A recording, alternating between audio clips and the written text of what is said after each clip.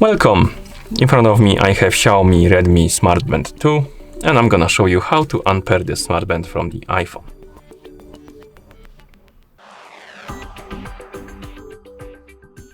First we need to open the MeFitness application on the iPhone that is paired with our smart band. Let me actually close it and open it again, like this. Once you open the app, you should see the health page. Now tap on the device icon, and on this page you should see your Redmi Smart Band 2. Now scroll down, find the Unpair button and tap on it, then tap on Unpair, then tap on Got it. The band will disappear from the list of devices right here.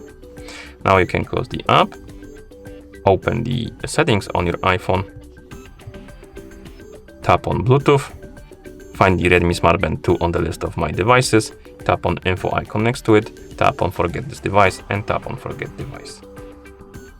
And once it's gone, you can close the settings, and at this point the smart band is unpaired from your iPhone.